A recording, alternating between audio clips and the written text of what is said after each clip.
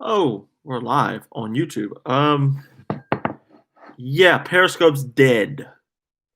I was doing these on Periscope as sort of a live podcast, and like after the fifth live podcast, Periscope says, "Oh, we're shutting down in March." So I'm looking for new avenues of live streaming podcasts. So I tried Twitter Live the other day.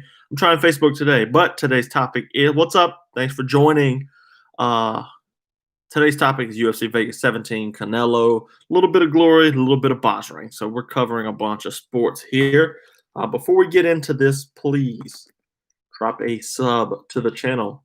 It would be gratefully helpful. I got analysis coming down the road here. They didn't really have knockouts that intrigued me at UFC Vegas 17, so I'm thinking I'm gonna go back in the past and look at a couple knockouts and break one of them down for YouTube for you guys. So yeah, I'm excited about that. But I digress. UFC Vegas 17 was a really good card. Very good. I'm pulling it up. I should have pulled it up beforehand, but guess what? I am never prepared for these things. Yeah, so drop a comment if you want me to talk about something. And I'm going to go ahead and dive on it. We're going to start from the first fight on the card. Christos Giagos and Carlton Minus. Giagos came in on 2 days' notice. It was a catchweight bout of 160 pounds. Carlton Minus did not know what he was doing in there. Giagos basically just grappled him to death, and I absolutely loved it. I like Christos. He's a good guy. We talked twice in his past fights. It's one of the first interviews I put up, not the first I put up on the website. So, yeah, Christos got the win. I think that was his first in 2020. He's been inactive just due to pandemic and restrictions and such. The UFC's kind of, trying to do their thing. But anyways, so Giagos gets the win. Jimmy Flick won. Tafon beat Jamie Pickett. Talia Santos and Jillian Robertson's the next one I want to talk about. That fight was interesting. Robertson's a savage on the ground. Excuse the use of her nickname poorly, but she was a savage on the ground. And Santos just grappled her to death, honestly. It wasn't even close, if we're being real.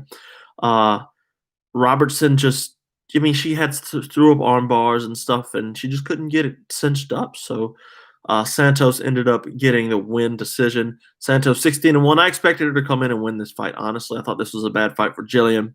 She tends to have more problem with more experienced opponents. So I'll see her bounce back soon. Jillian's pretty active, and Santos looked great. So she's about to start her climb up the division. Anthony Pettis, Alex Morono. My boy Alex comes out looking great.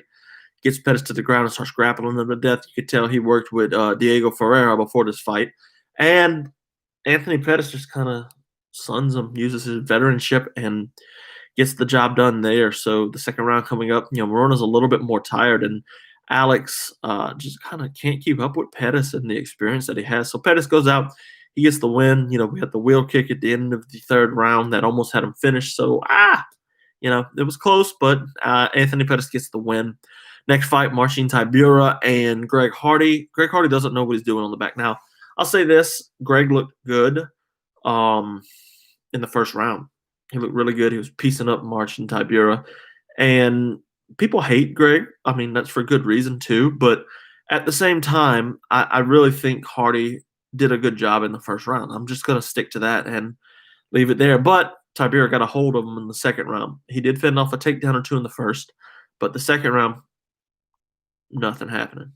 Marcin Tybura got him to the ground. Greg Hardy looked clueless. You can see it in his eyes. He's like, oh, what do I do down here? Couldn't get up. And fight was ended.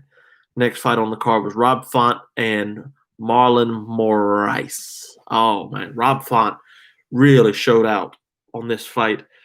And Marlon Moraes, I don't know if he's too active, but, man, it was just a rough look from Moraes, the former title challenger.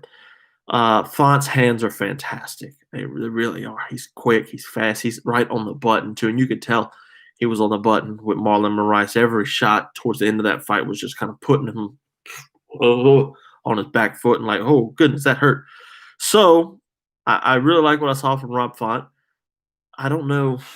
he's way back. Honestly, he really is because bantamweight's become such a cluster since Cejudo, TJ, and now Petr Yan and Sterling are trying to fight, and they can't find a time to fight. So it kind of sucks, but it is what it is. Michelle Pereira and Chaos Williams. Oh, that fight was fun. A lot of people had Chaos winning. I think those people are dumb. Yeah. Pereira's Chaos may have had the bigger shots, but Pereira was piecing him up all night, constantly using head movement and his speed and athleticism to be out of the way. Because if you're in the way of Chaos, he's tough. But man, Pereira has really come into his own since losing to Tristan Connolly. The Sanchez fight we don't put much credit into because he was winning that fight as well. But the Imadaev fight, oh, he was piecing him up, and then this Chaos Williams fight was a really good. That's his best win yet. And I'd like to see him fight a ranked opponent next. So put him in there at the bottom of the rankings, and we'll see where he goes next. But his measuredness really does bode well for his future. Honestly, he does a good job just fighting and doing a good job of measuring himself after we've seen him before. So, yeah, I like it. Next fight on the card was obviously Jose Aldo and Chito Vera. Vera did not know what he was doing. He was scared of Jose Aldo, it seemed like. He tried those leg kicks, and Aldo checked the leg kick, unlike Sean O'Malley. Sean O'Malley was super salty about it as well. It was actually pretty funny. But, Aldo, man, he's just too experienced. He was the old crafty vet for Chito, and Chito couldn't get it done. Just got pieced up all night. Third round, got grappled to death. And we don't – I'm tired. We don't see Aldo do that much. So, a really good showing for Aldo. He wants to fight TJ next. I like that. I'm going to also stand for Dominic Cruz versus Jose Aldo just because that's a fun fight. I'd like to see the crisp and fast Jose Aldo versus Dominic Cruz. Next up, main event, Stephen Thompson, Jeff Neal. Stephen Thompson just sunned him too. This was actually kind of a fight of the old school guys. A card of the old school guys. Thompson was too quick. His hands were too fast. His footwork was too good. Jeff Neal just didn't have anything for Stephen Thompson. Neil Magny, we need to see Jeff Neal fight Neil Magny. Stephen Thompson, I like the Masvidal fight. Thompson has a win over Masvidal. It's like his fourth fight in welterweight, but he still beat Masvidal. Or Masvidal's fourth fight, I should say. So yeah, I really liked it. Good card overall. Tons of finishes on the main card. The prelims all went to decision, but they weren't bad. Moving on, Canelo beat up Callum Smith for 12 rounds, and that's pretty much all I have to say about that. Canelo's just a master. That might be who I do it on. Canelo in this fight and how he befuddled him. I don't know. It's going to take a long time. Man, I am just tired this morning. Keep yawning. I'm sorry, guys. And I can't not do that on live stream. On a podcast, I kind of just edit it out. Anyway, so Canelo just marched down Callum Smith, to be honest with you. He honestly had Callum scared. And not scared as in, oh, this guy's going to kill me.